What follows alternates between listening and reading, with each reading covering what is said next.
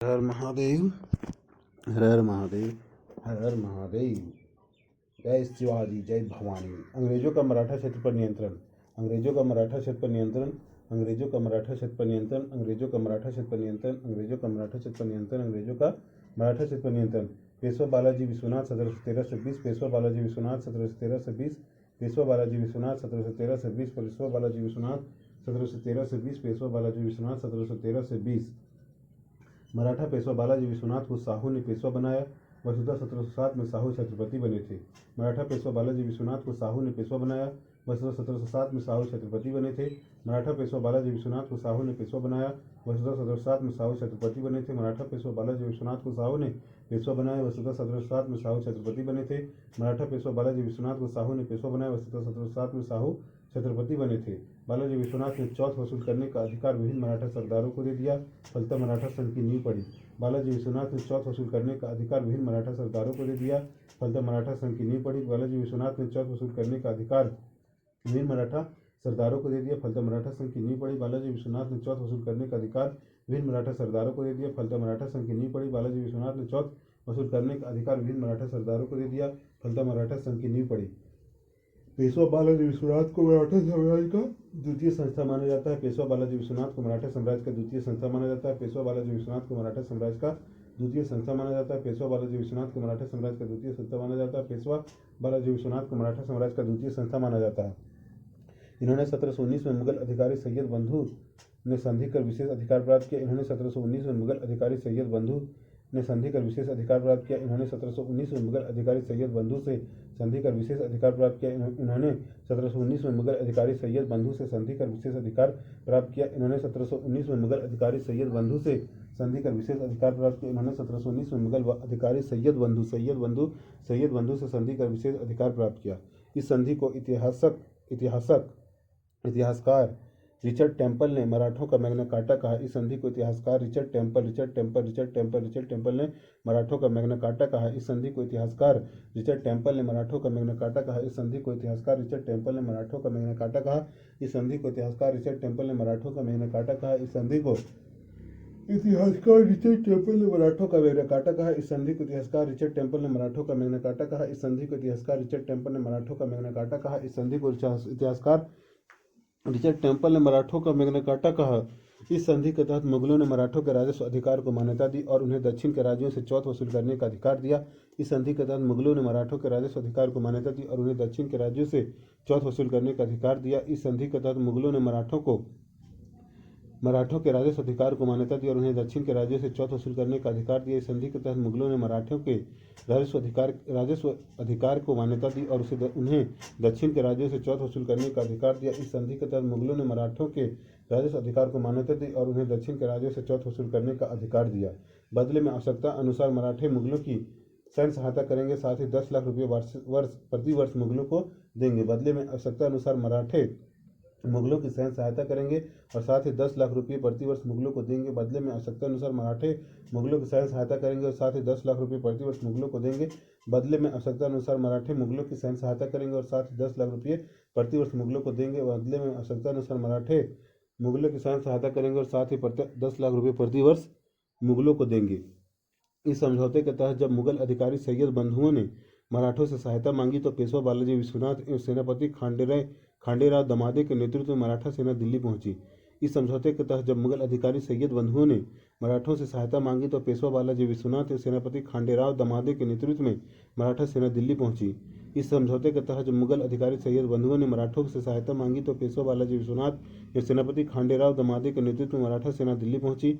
इस समझौते के तहत जब मुगल अधिकारी सैयद बंधुओं ने मराठों से सहायता मांगी तो पेशवा बालाजी विश्वनाथ एवं सेनापति खांडेराव दमादे के नेतृत्व में मराठा सेना दिल्ली पहुंची। इस समझौते के तहत जब मुगल अधिकारी सैयद बंधुओं ने मराठों से सहायता मांगी तो पेशवा बालाजी विश्वनाथ एवं सेनापति खांडेराव दमादे के नेतृत्व में मराठा सेना दिल्ली पहुंची और फिर उनकी मदद से सैयद बंधु ने मुगल बादशाह फर्रुखसियर को मारकर रफी-उद-दर्जात को नया बादशाह बनाया और इसी बादशाह से मुगल मराठा संधि पर हस्ताक्षर कराया।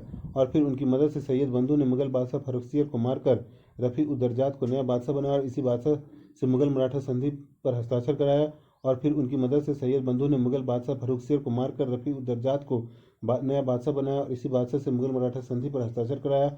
और फिर उनकी मदद से सैयद बंधु ने मुगल बादशाह फर्रुखसियर को मारकर रफ़ी उद दर्जात को नया बादशाह बनाया और इसी बादशाह से मुगल मराठा संधि पर हस्ताक्षर कराया। और फिर उनकी मदद से सैयद बंधु ने मुगल बादशाह फर्रुखसियर को मारकर रफ़ी उद दर्जात को नया बादशाह बनाया और इसी बादशाह से मुगल मराठा संधि पर हस्ताक्षर करवाया।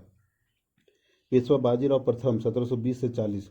पेशवा बाजीराव प्रथम 1720 से 40। पेशवा बाजीराव प्रथम 1720 से 40। पेशवा बाजीराव प्रथम 1720 से 40। पेशवा बाजीराव प्रथम 1720 से 40। पेशवा बाजीराव प्रथम 1720 से 40। बाजीराव प्रथम ने मुगलों के प्रति अपनी नीति स्पष्ट करते हुए कहा कि हमें जर्जर वृक्ष के तने पर प्रहार करना चाहिए, शाखाएं तो अपने आप ही गिर जाएंगी।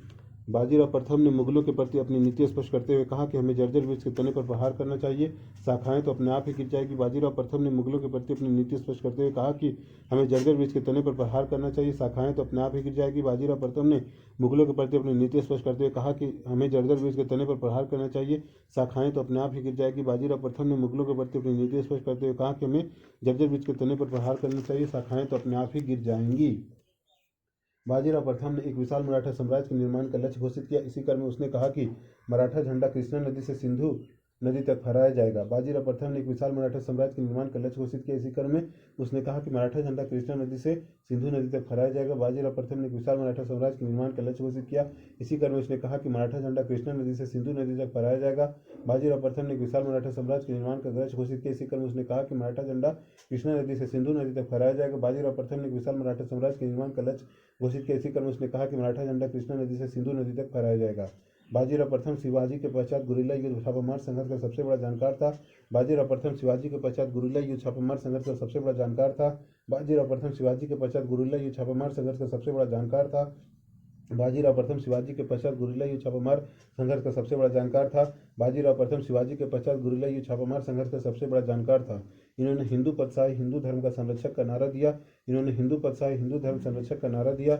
इन्होंने हिंदू पदशाही हिंदू धर्म संरक्षक का नारा दिया। इन्होंने हिंदू पदशाही हिंदू धर्म का संरक्षक का नारा दिया। इन्होंने हिंदू पदशाही हिंदू धर्म संरक्षक का नारा दिया।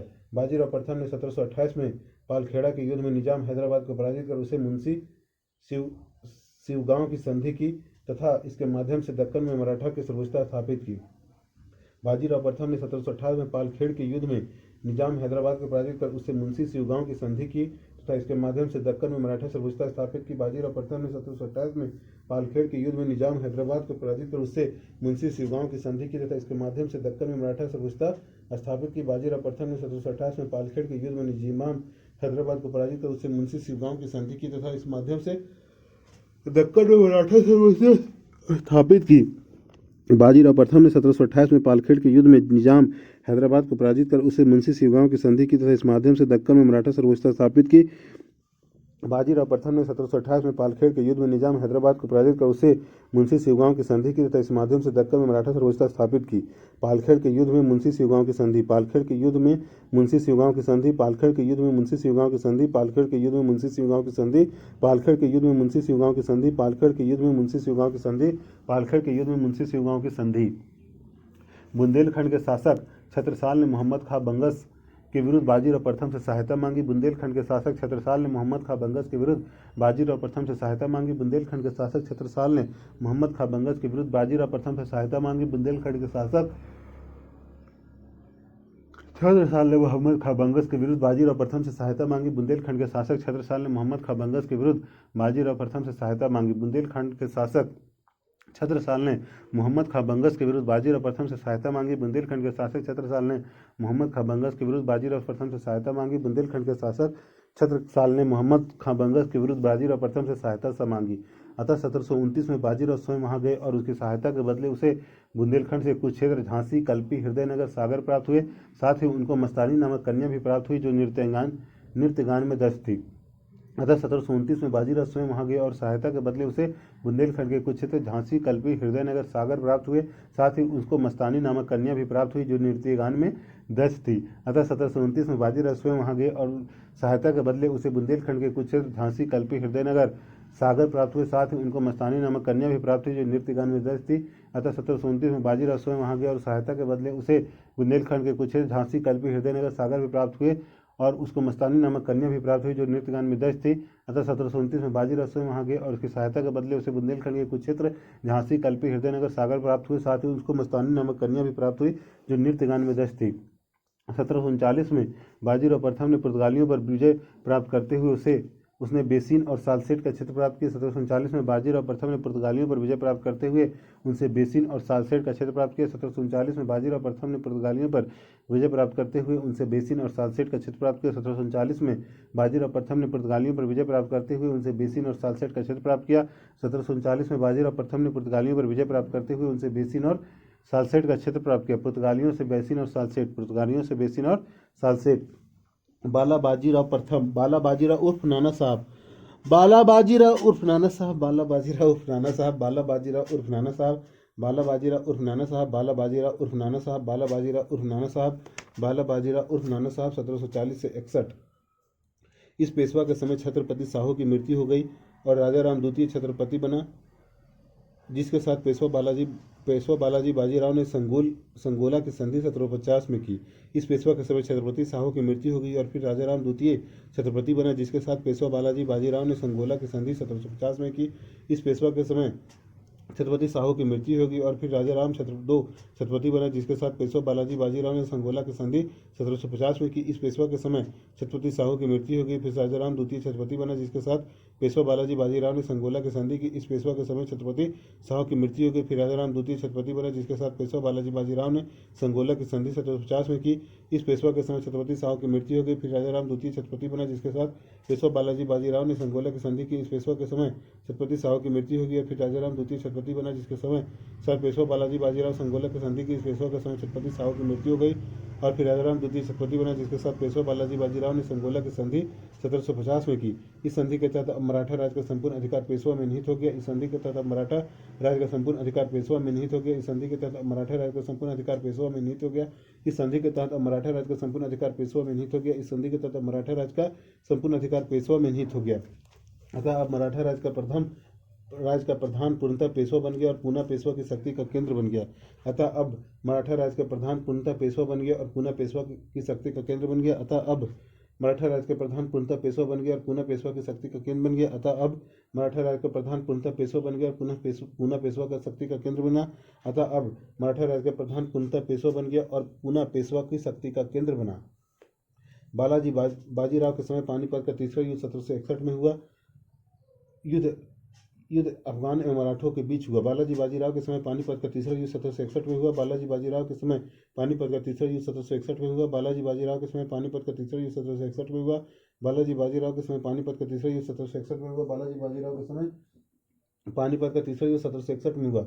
युद्ध अफगान एवं मराठों के बीच हुआ। युद्ध अफगान एवं मराठों के बीच हुआ। युद्ध अफगान एवं मराठों के बीच हुआ। युद्ध अफगान एवं मराठों के बीच हुआ। युद्ध अफगान एवं मराठों के बीच हुआ। इसमें अफगानों का नेतृत्व अहमद शाह अब्दाली ने, जबकि मराठों का नेतृत्व विश्वास राव ने किया, जो पेशवा का पुत्र था। इसमें अफगानों का नेतृत्व अहमद शाह अब्दाली ने, जबकि मराठों का नेतृत्व विश्वास राव ने किया, जो पेशवा का पुत्र था। इसमें अफगानों का नेतृत्व अहमद शाह अब्दाली ने, जबकि मराठों का नेतृत्व विश्वास राव ने किया, जो पेशवा का पुत्र था। इसमें अफगानों का नेतृत्व अहमद शाह अब्दाली ने, जबकि मराठों का नेतृत्व विश्वास राव ने किया, जो पेशवा का पुत्र था। इसमें अफगानों का नेतृत्व अहमद शाह अब्दाली ने, जबकि मराठों का नेतृत्व विश्वास राव ने किया, जो पेशवा का पुत्र था।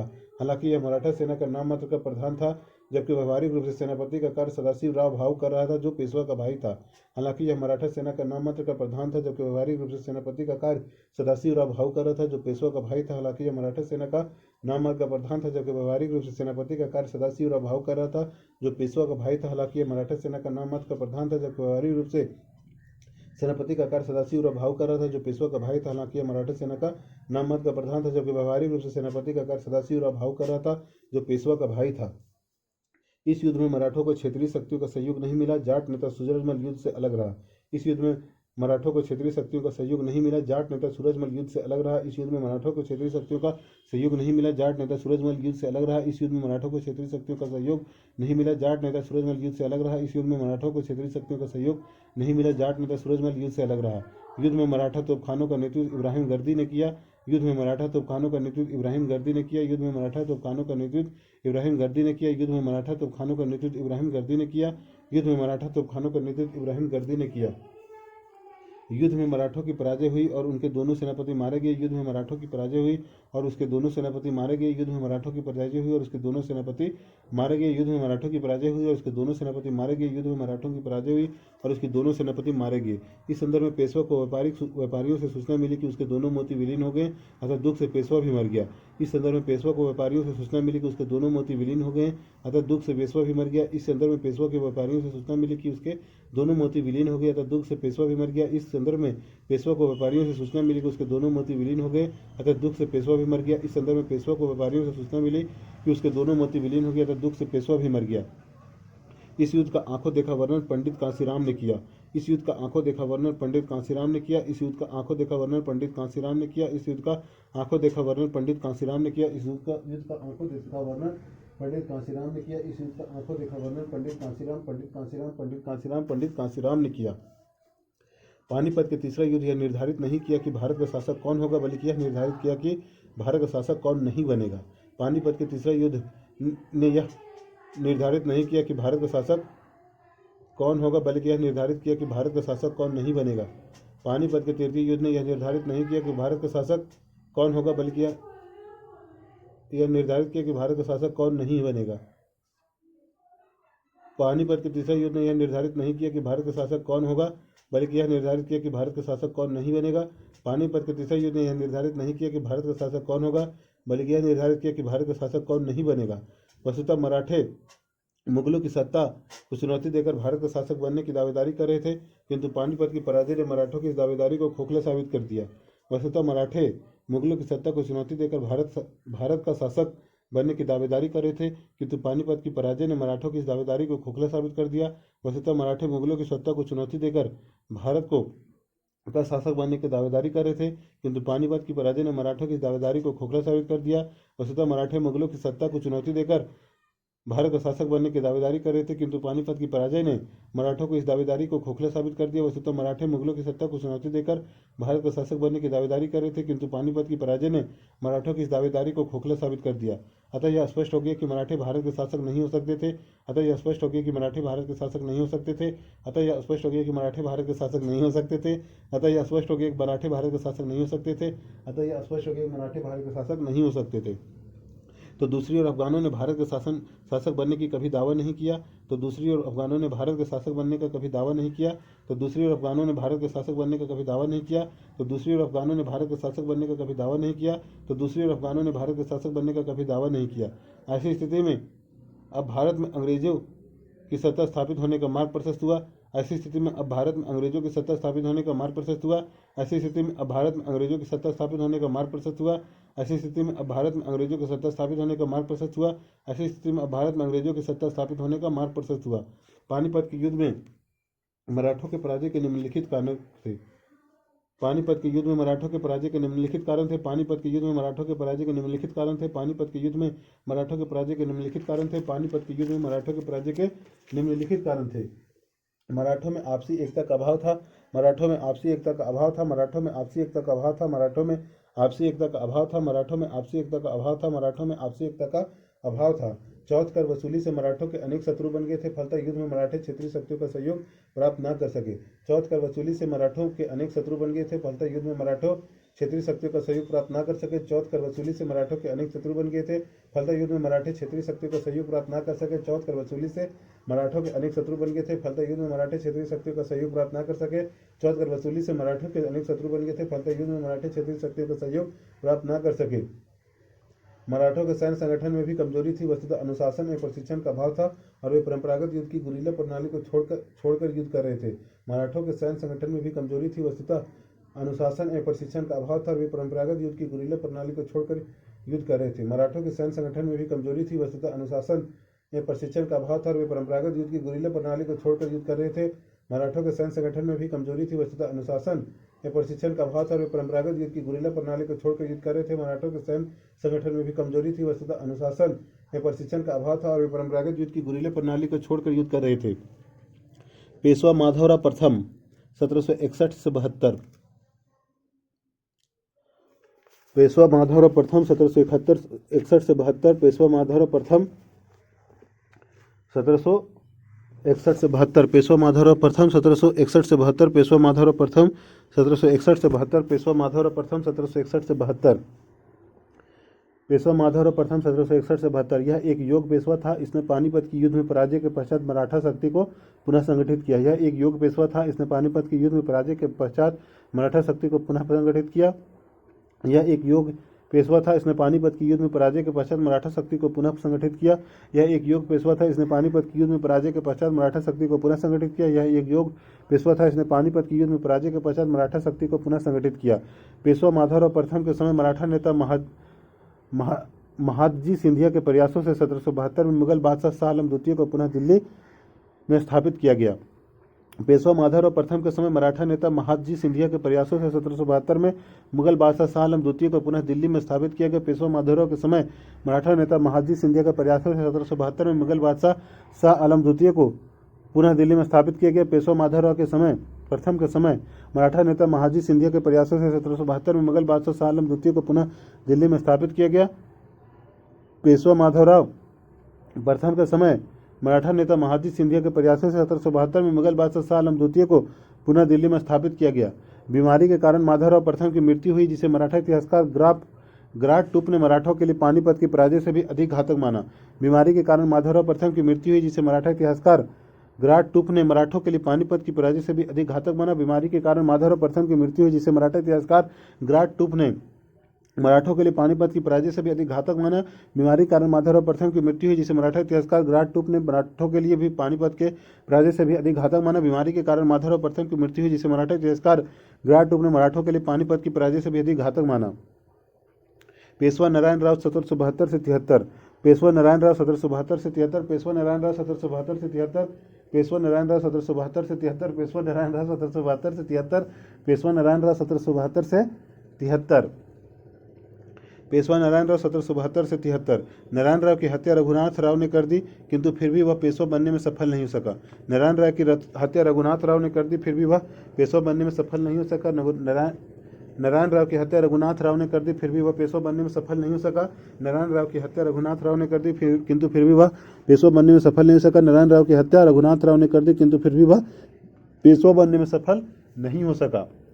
नारायण राव की हत्या रघुनाथ राव ने कर दी, किंतु फिर भी वह पेशवा बनने में सफल नहीं हो सका। नारायण राव की हत्या रघुनाथ राव ने कर दी, किंतु फिर भी वह पेशवा बनने में सफल नहीं हो सका। पेशवा माधवराव द्वितीय 1774 से 95 पेशवा माधवराव द्वितीय 1774 से 95 पेशवा माधवराव द्वितीय 1774 से 95 पेशवा माधवराव द्वितीय 1774 से 95 पेशवा माधवराव द्वितीय 1774 से 95 यह नारायण राव का अल्पवयस्क पुत्र था, अतः इसकी देखरेख के लिए 12 भाई परिषद का निर्माण हुआ, जिसका प्रमुख नाना फडणवीस था। यह नारायण राव का अल्पवयस्क पुत्र था, अतः इसकी देखरेख के लिए 12 भाई परिषद का निर्माण हुआ, जिसका प्रमुख नाना फडणवीस था। यह नारायण राव का अल्पवयस्क पुत्र था, अतः इसकी देखरेख के लिए 12 भाई परिषद का निर्माण हुआ, जिसका पुत्र नाना फडणवीस था। यह नारायण राव का अल्पवयस्क पुत्र था, जिसकी देखरेख के लिए 12 भाई परिषद का निर्माण हुआ, जिसका प्रमुख नाना फडणवीस था। यह नारायण राव का अल्पवयस्क पुत्र था, अतः इसकी देखरेख के लिए 12 भाई परिषद का निर्माण हुआ, जिसका पुत्र नाना फडणवीस था। माधवराव द्वितीय के पेशवा बनने के पर रघुनाथ राव को अंग्रेजों की शरण में चला गया और उसने सूरत की संधि की, जिसके तहत अंग्रेजों ने पेशवा बनाने के लिए सैन्य सहायता देने की बात कही। माधवराव द्वितीय के पेशवा बनने पर रघुनाथ राव अंग्रेजों की शरण में चला गया और उसने 1775 में सूरत की संधि की, जिसके तहत अंग्रेजों ने उसे पेशवा बनाने के लिए सैन्य सहायता देने की बात कही। माधवराव द्वितीय के पेशवा बनने पर 1775 में रघुनाथ राव अंग्रेजों की शरण में चला गया और उसने सूरत की संधि की, जिसके तहत अंग्रेजों ने उसे पेशवा बनाने के लिए सैन्य सहायता देने की बात कही। माधवराव द्वितीय के पेशवा बनने पर 1775 में रघुनाथ राव अंग्रेजों की शरण में चला गया और उसने सूरत की संधि की, जिसके तहत अंग्रेजों ने उसे पेशवा बनाने के लिए सैन्य सहायता देने की बात कही। माधवराव द्वितीय के पेशवा बनने पर 1775 में रघुनाथ राव अंग्रेजों की शरण में चला गया और उसने सूरत की संधि की, जिसके तहत अंग्रेजों ने उसे पेशवा बनाने के लिए सैन्य सहायता देने की बात कही। इसी के साथ अंग्रेज मराठों के आंतरिक मामलों में हस्तक्षेप करने लगे, फलतः इनके बीच युद्ध शुरू हुआ। इसी के साथ अंग्रेज मराठों के आंतरिक मामलों में हस्तक्षेप करने लगे, फलतः इनके बीच युद्ध शुरू हुआ। इसी के साथ अंग्रेज मराठों के आंतरिक मामलों में हस्तक्षेप करने लगे, फलतः इसके बीच युद्ध शुरू हुआ। इसी के साथ अंग्रेज मराठों के आंतरिक मामलों में हस्तक्षेप करने लगे, फलतः इसके बीच युद्ध शुरू हुआ। इसी के साथ अंग्रेज मराठों के आंतरिक मामलों में हस्तक्षेप करने लगे, फलतः इनके बीच युद्ध शुरू हुआ। प्रथम आंग्ल मराठा युद्ध प्रथम आंग्ल मराठा युद्ध 1775 से 82, प्रथम आंग्ल मराठा युद्ध 1775 से 82, प्रथम आंग्ल मराठा युद्ध 1775 से 82, प्रथम आंग्ल मराठा युद्ध 1775 से 82, प्रथम आंग्ल मराठा युद्ध 1775 से 82। यह युद्ध अंग्रेजों की महत्वाकांक्षा का परिणाम था। यह युद्ध अंग्रेजों की महत्वाकांक्षा का परिणाम था। यह युद्ध अंग्रेजों की महत्वाकांक्षा का परिणाम था। यह युद्ध अंग्रेजों की महत्वाकांक्षा का परिणाम था। यह युद्ध अंग्रेजों की महत्वाकांक्षा का परिणाम था।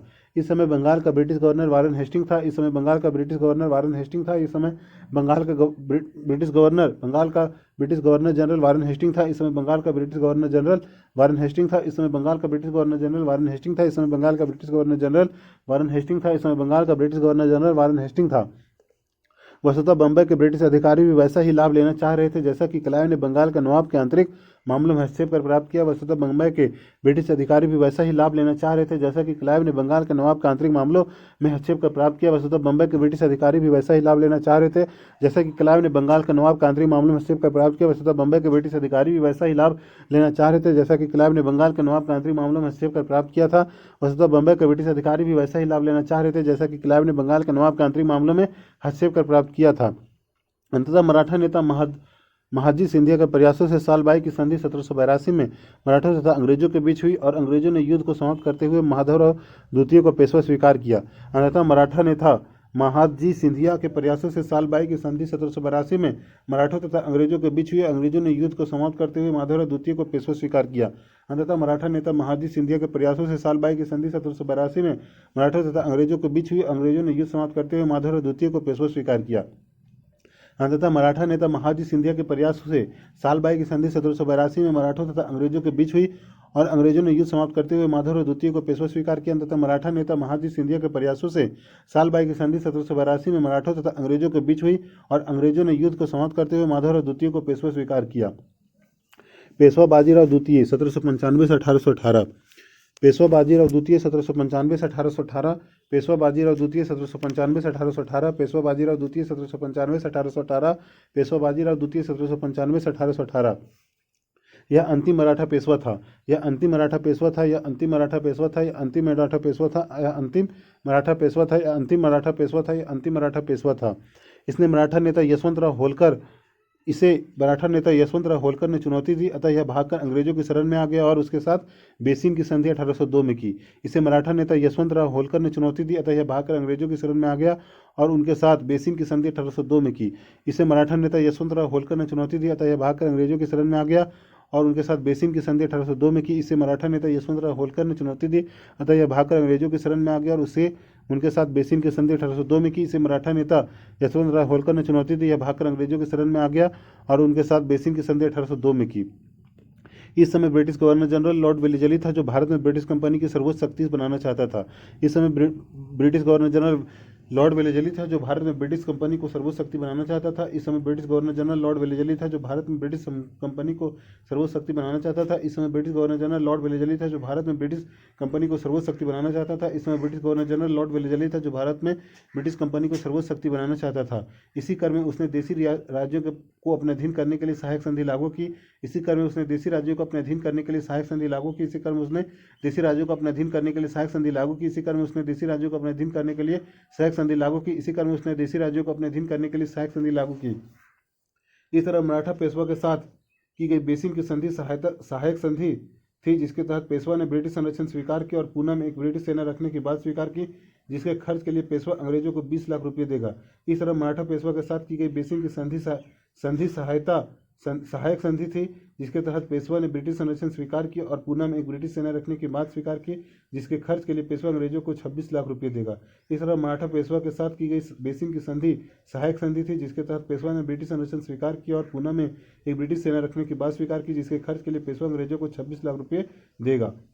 इस तरह मराठा पेशवा के साथ की गई बेसिन की संधि सहायक संधि थी जिसके तहत पेशवा ने ब्रिटिश संरक्षण स्वीकार किया और पूना में एक ब्रिटिश सेना रखने की बात स्वीकार की जिसके खर्च के लिए पेशवा अंग्रेजों को 26 लाख रुपये देगा। इस तरह मराठा पेशवा के साथ की गई बेसिन की संधि सहायक संधि थी जिसके तहत पेशवा ने ब्रिटिश संरक्षण स्वीकार किया और पूना में एक ब्रिटिश सेना रखने की बात स्वीकार की जिसके खर्च के लिए पेशवा अंग्रेजों को 26 लाख देगा। बेसिन की संधि मराठों के लिए अपमानजनक थी, अतः मराठों ने इसका विरोध किया। इसी क्रम में अंग्रेजों के साथ मराठों का युद्ध पुनः शुरू हुआ। बेसिन की संधि मराठों के लिए अपमानजनक थी, अतः मराठों ने इसका विरोध किया। इसी क्रम में अंग्रेजों के साथ मराठों का युद्ध पुनः शुरू हुआ। बेसिन की संधि मराठों के लिए अपमानजनक थी, अतः मराठों ने इसका विरोध किया। इसी क्रम में अंग्रेजों के लिए मराठों का युद्ध पुनः शुरू हुआ। बेसिन की संधि मराठों के लिए अपमानजनक थी, अतः मराठों ने इसका विरोध किया। इसी क्रम में अंग्रेजों के साथ मराठों का युद्ध पुनः शुरू हुआ। बेसिन की संधि मराठों के लिए अपमानजनक थी, अतः मराठों ने इसका विरोध किया। इसी क्रम में अंग्रेजों के साथ मराठों का युद्ध पुनः शुरू हुआ। द्वितीय आंग्ल मराठा युद्ध 1803 से 5। द्वितीय आंग्ल मराठा युद्ध 1803 से 5। द्वितीय आंग्ल मराठा युद्ध 1803 से 5। द्वितीय आंग्ल मराठा युद्ध 1803 से 5। द्वितीय आंग्ल मराठा युद्ध 1803 से 5। द्वितीय आंग्ल मराठा युद्ध 1803 से 5। द्वितीय आंग्ल मराठा युद्ध 1803 से 5।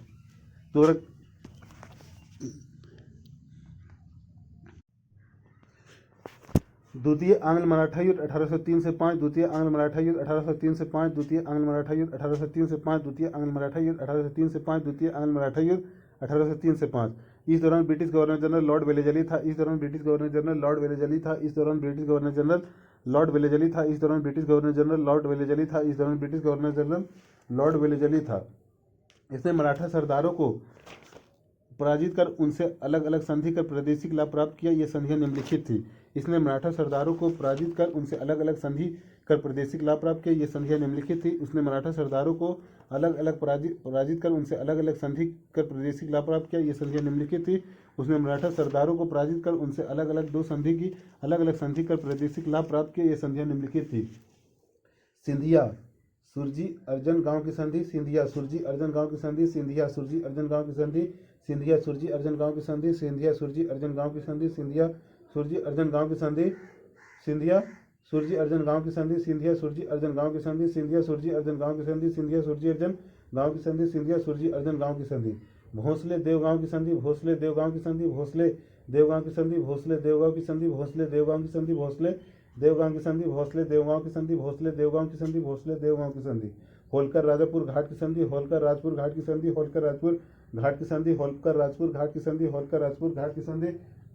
होलकर राजपुर घाट की संधि। होलकर राजपुर घाट की संधि। होलकर राजपुर घाट की संधि। होलकर राजपुर घाट की संधि। होलकर राजपुर घाट की संधि। सिंधिया सुरजी अर्जन गांव की संधि। भोसले देवगांव की संधि। होलकर राजपुर घाट की संधि। सिंधिया सुरजी अर्जन गांव की संधि। भोसले देवगांव की संधि। होलकर राजपुर घाट की संधि। सिंधिया सुरजी अर्जन गांव की संधि। भोसले देवगांव की संधि। होलकर राजपुर घाट की संधि। सिंधिया सुरजी अर्जन गांव की संधि। भोसले देवगांव की संधि। होलकर राजपुर घाट की संधि। सिंधिया सुरजी अर्जन गांव की संधि। भोसले देवगांव की संधि। होलकर राजपुर घाट की संधि। सिंधिया सुरजी अर्जन गांव की संधि। भोसले देवगांव की संधि। होलकर राजपुर घाट की संधि। सिंधिया सुरजी अर्जन गांव की संधि। भोसले देवगांव की संधि। होलकर राजपुर घाट की संधि। सिंधिया सुरजी अर्जन गांव की संधि। भोसले देवगांव की संधि। होलकर राजपुर घाट की संधि। सिंधिया सुरजी अर्जन गांव की संधि। भोसले देवगांव की संधि। होलकर राजपुर घाट की संधि। सिंधिया सुरजी अर्जन गांव की संधि। भोसले देवगांव की संधि। होलकर राजपुर घाट की संधि। सिंधिया सुरजी अर्जन गांव की संधि। भोसले देवगांव की संधि। होलकर राजपुर घाट की संधि। तृतीय आंग्ल मराठा युद्ध 1818। तृतीय आंग्ल मराठा युद्ध 1818। तृतीय आंग्ल मराठा युद्ध 1818। तृतीय आंग्ल मराठा युद्ध 1818। तृतीय आंग्ल मराठा युद्ध 1818। तृतीय आंग्ल मराठा युद्ध 1818। तृतीय आंग्ल मराठा युद्ध 1818। पूना की संधि पेशवा पद समाप्त। पूना की संधि पेशवा पद समाप्त। तृतीय आंग्ल मराठा युद्ध 1818। पूना की संधि पेशवा पद समाप्त। तृतीय आंग्ल मराठा युद्ध 1818। पूना की संधि पेशवा पद समाप्त। इस समय बंगाल के गवर्नर जनरल लॉर्ड हेस्टिंग था। इस समय बंगाल के गवर्नर जनरल लॉर्ड हेस्टिंग था। इस समय बंगाल के गवर्नर जनरल लॉर्ड हेस्टिंग था। इस समय बंगाल के गवर्नर जनरल लॉर्ड हेस्टिंग था। इस समय बंगाल के गवर्नर जनरल लॉर्ड हेस्टिंग था। दरअसल अंग्रेजों ने पिंडारियों के खिलाफ अभियान किया। इसी क्रम में मराठों के साथ इनका युद्ध शुरू हुआ। दरअसल अंग्रेजों ने पिंडारियों के खिलाफ अभियान किया। इसी क्रम में मराठों के साथ इनका युद्ध शुरू हुआ। दरअसल अंग्रेजों ने पिंडारियों के खिलाफ अभियान किया। इसी क्रम में मराठों के साथ इनका युद्ध शुरू हुआ। दरअसल अंग्रेजों ने पिंडारियों के खिलाफ अभियान किया। इसी क्रम में मराठों के साथ इनका युद्ध शुरू हुआ। दरअसल अंग्रेजों ने पिंडारियों के खिलाफ अभियान किया। इसी क्रम में मराठों के साथ इनका युद्ध शुरू हुआ। वस्तुतः पिंडारी एक लड़ाकू तथा लूटपाट करने वाला समूह था जो मराठा सेना में सहयोगी के रूप में कार्य करता था, किंतु अब ये व्यापारियों को लूट के कानून व्यवस्था की समस्या उत्पन्न कर रहे थे।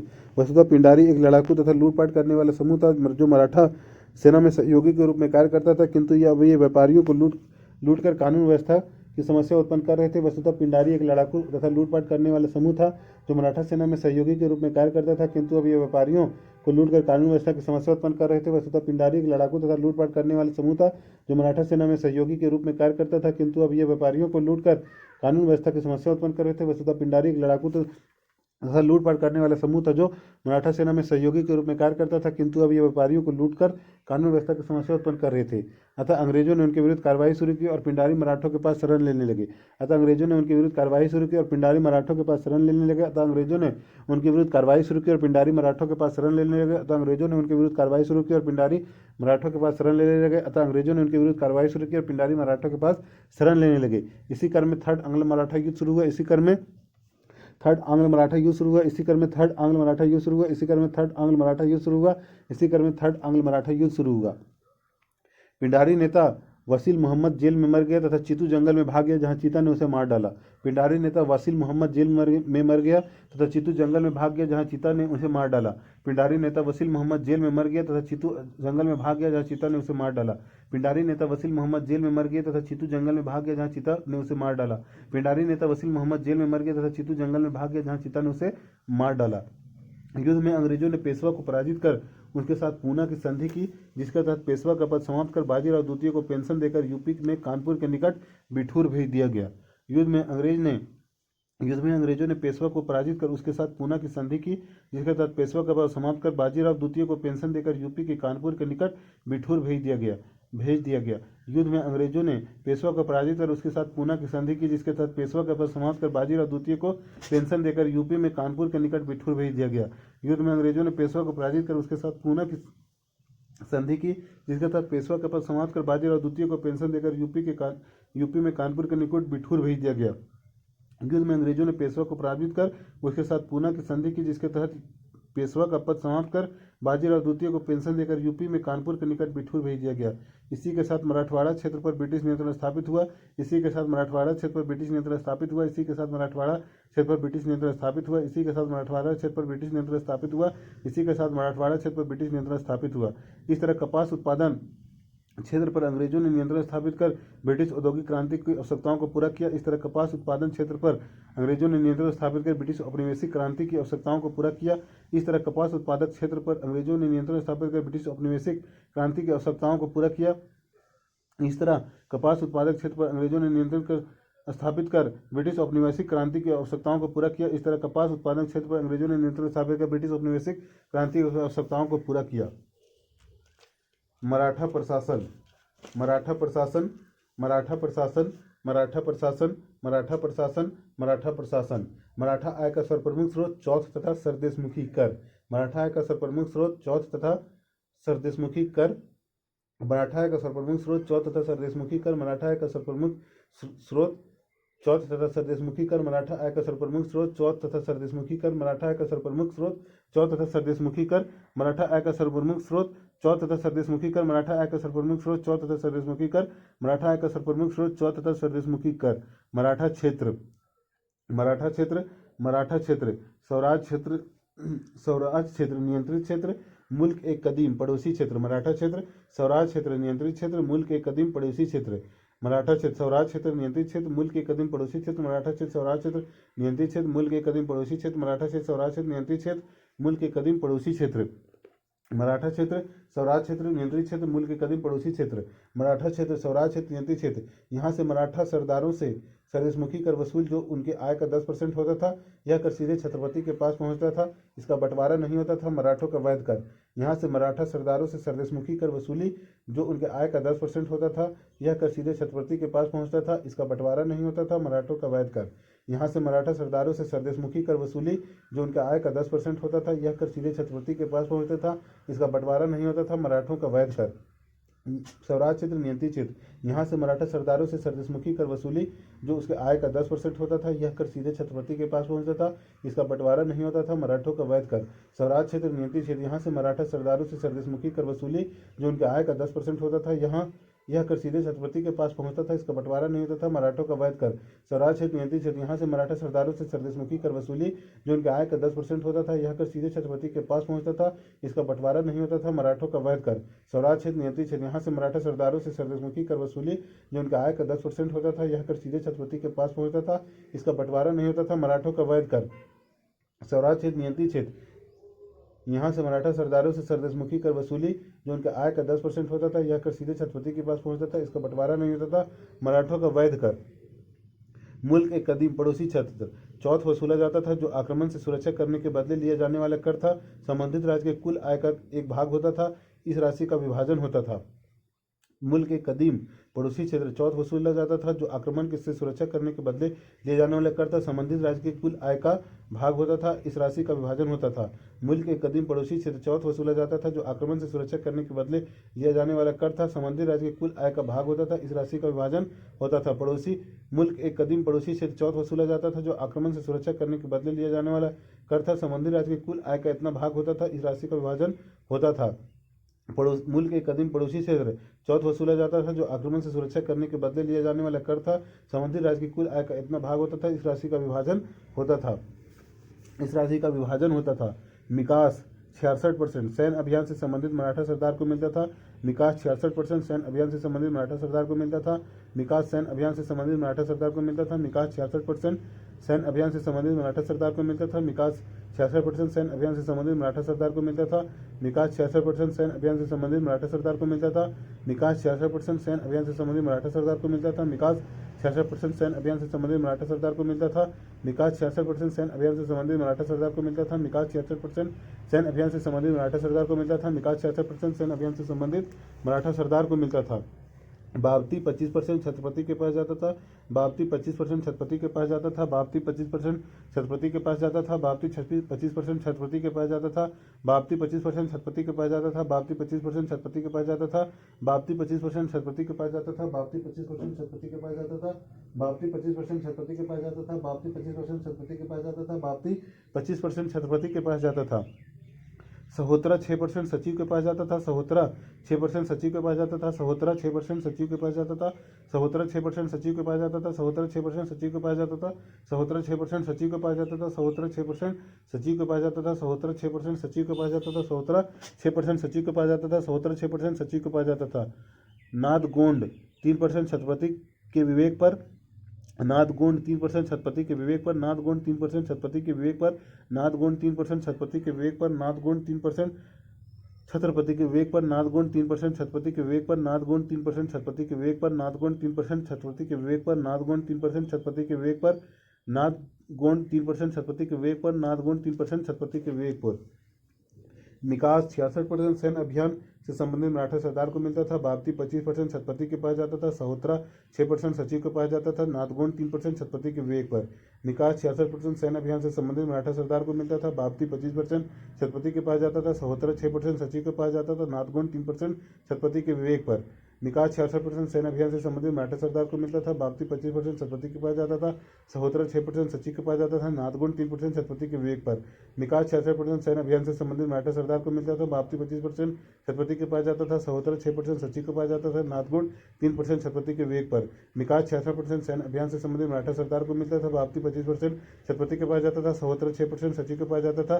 नादगोंड 3% छत्रपति के विवेक पर। विकास 66% सैन्य अभियान से संबंधित मराठा सरदार को मिलता था। बावती 25% छत्रपति के पास जाता था। सहोत्रा 6% सचिव के पास जाता था। नादगोंड 3% छत्रपति के विवेक पर।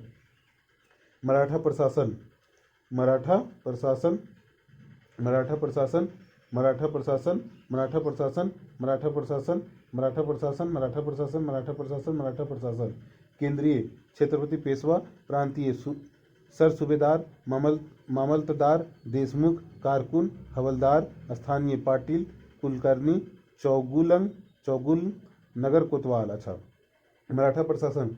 केंद्रीय छत्रपति पेशवा। केंद्रीय छत्रपति पेशवा। केंद्रीय छत्रपति पेशवा। केंद्रीय छत्रपति पेशवा। केंद्रीय छत्रपति पेशवा। केंद्रीय छत्रपति पेशवा। केंद्रीय छत्रपति पेशवा। केंद्रीय छत्रपति पेशवा। केंद्रीय छत्रपति पेशवा। केंद्रीय छत्रपति पेशवा। केंद्रीय छत्रपति पेशवा। केंद्रीय छत्रपति पेशवा। केंद्रीय छत्रपति पेशवा। केंद्रीय छत्रपति पेशवा। केंद्रीय छत्रपति पेशवा। केंद्रीय छत्रपति पेशवा। प्रांतीय सर सूबेदार, मामलतदार, देशमुख, कारकुन, हवलदार। प्रांतीय सर सूबेदार, मामलतदार, देशमुख, कारकुन, हवलदार। प्रांतीय सर सूबेदार, मामलतदार, देशमुख, कारकुन, हवलदार। प्रांतीय सर सूबेदार, मामलतदार, देशमुख, कारकुन, हवलदार। प्रांतीय सर सूबेदार, मामलतदार, देशमुख, कारकुन, हवलदार। प्रांतीय सर सूबेदार, मामलतदार, देशमुख, कारकुन, हवलदार। प्रांतीय सर सूबेदार, मामलतदार, देशमुख, कारकुन, हवलदार। प्रांतीय सर सूबेदार, मामलतदार, देशमुख, कारकुन, हवलदार। प्रांतीय सर सूबेदार, मामलतदार, देशमुख, कारकुन, हवलदार। प्रांतीय सर सूबेदार, मामलतदार, देशमुख, कारकुन, हवलदार। प्रांतीय सर सूबेदार, मामलतदार, देशमुख, कारकुन, हवलदार। प्रांतीय सर सूबेदार ममलतदार देशमुख कारकुन हवलदार प्रांतीय सर सूबेदार ममलतदार देशमुख कारकुन हवलदार प्रांतीय सर सूबेदार ममलतदार देशमुख कारकुन हवलदार प्रांतीय सर सूबेदार ममलतदार देशमुख करकुन हवलदार प्रांतीय सर सूबेदार ममलतदार देशमुख करकुन हवलदार प्रांतीय सर सूबेदार ममलतदार देशमुख करकुन हवलदार प्रांतीय सर सूबेदार ममलदार देशमुख करकुन हवलदार प्रांतीय सर सूबेदार ममलदार देशमुख करकुन हवलदार प्रांतीय सर सूबेदार ममलदार देशमुख करकुन हवलदार प्रांतीय सर सूबेदार ममलदार देशमुख करकुन हवलदार स्थानीय पाटिल कुलकर्णी चौगुलंग नगर कोतवाल स्थानीय पाटिल कुलकर्णी चौगुलंग नगर कोतवाल स्थानीय पाटिल कुलकर्णी चौगुलंग नगर कोतवाल स्थानीय पाटिल कुलकर्णी चौगुलंग नगर कोतवाल स्थानीय पाटिल कुलकर्णी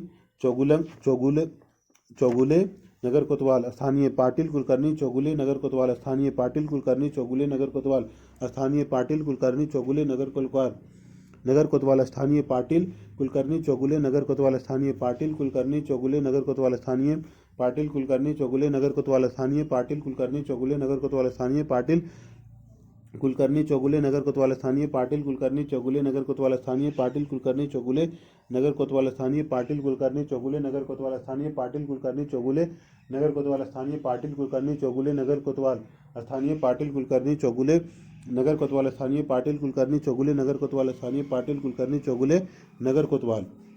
ग्राम प्रशासन स्थानीय प्रशासन में ग्रामीण स्तर पर प्रमुख अधिकारी पाटिल ऑब्लिक पटेल कहलाता था, जो राजस्व एवं न्यायिक कार्यों से जुड़ा था। स्थानीय प्रशासन में ग्रामीण स्तर पर प्रमुख अधिकारी पाटिल ऑब्लिक पटेल कहलाता था, जो राजस्व एवं न्यायिक कार्यों से जुड़ा था। स्थानीय प्रशासन में ग्रामीण स्तर पर प्रमुख अधिकारी पाटिल ऑब्लिक पटेल कहलाता था, जो राजस्व एवं न्यायिक कार्यों से जुड़ा था। स्थानीय प्रशासन में ग्रामीण स्तर पर प्रमुख अधिकारी पाटिल ऑब्लिक पटेल कहलाता था, जो राजस्व न्याय कार्यों से जुड़ा था। स्थानीय प्रशासन में ग्रामीण स्तर पर प्रमुख अधिकारी पाटिल ऑब्लिक पटेल कहलाता था, जो राजस्व न्याय कार्यों से जुड़ा था। स्थानीय प्रशासन में ग्रामीण स्तर पर प्रमुख अधिकारी पाटिल ऑब्लिक पटेल कहलाता था, जो राजस्व न्याय कार्यों से जुड़ा था। स्थानीय प्रशासन में ग्रामीण स्तर पर प्रमुख अधिकारी पाटिल ऑब्लिक पटेल कहलाता था, जो राजस्व न्याय कार्यों से जुड़ा था। स्थानीय प्रशासन में ग्रामीण स्तर पर प्रमुख अधिकारी पाटिल ऑब्लिक पटेल कहलाता था, जो राजस्व न्याय कार्यों से जुड़ा था। पटेल के नीचे कुलकर्णी होता था, जो गांव में भूमि का लेखा जोखा रखता था। पटेल के नीचे कुलकर्णी होता था, जो गांव में भूमि का लेखा जोखा रखता था। पटेल के नीचे कुलकर्णी होता था, जो गांव में भूमि का लेखा जोखा रखता था। पटेल के नीचे कुलकर्णी होता था, जो गांव में भूमि का लेखा जोखा रखता था। पटेल के नीचे कुलकर्णी होता था, जो गांव में भूमि का लेखा जोखा रखता था। पटेल के नीचे कुलकर्णी होता था, जो गांव में भूमि का लेखा जोखा रखता था। पटेल के नीचे कुलकर्णी होता था, जो गांव में भूमि का लेखा जोखा रखता था। पटेल के नीचे कुलकर्णी होता था, जो गांव के भूमि का लेखा जोखा रखता था। पटेल के नीचे कुलकर्णी होता था, जो गांव में भूमि का लेखा जोखा रखता था। पटेल के नीचे कुलकर्णी होता था, जो गांव में भूमि का लेखा जोखा रखता था। इसके नीचे चौगुले होते थे, जो कुलकर्णी के लेखों की देखभाल करते थे। इसके अतिरिक्त गांव में इसके नीचे चौगुले होते थे, जो गांव में जो कुलकर्णी के लेखों की देखभाल करते थे। इसके नीचे चौगुले होते थे, जो कुलकर्णी के लेखों का देखभाल करते थे। इसके नीचे चौगुले होते थे, जो कुलकर्णी के लेखों का देखभाल करते थे। इसके नीचे चौगुले होते थे, जो कुलकर्णी के लेखों की देखभाल करते थे। इसके नीचे चौगुले होते थे, जो कुलकर्णी के लेखों की देखभाल करते थे। इसके नीचे चौगुले होते थे, जो कुलकर्णी के लेखों की देखभाल करते थे। इसके नीचे चौगुले के होते थे, जो कुलकर्णी के लेखों की देखभाल करते थे। इसके नीचे चौगुले होते थे, जो कुलकर्णी के लेखों की देखभाल करते थे। इसके अतिरिक्त गांव में 12 अलूटे बुलूटे होते थे।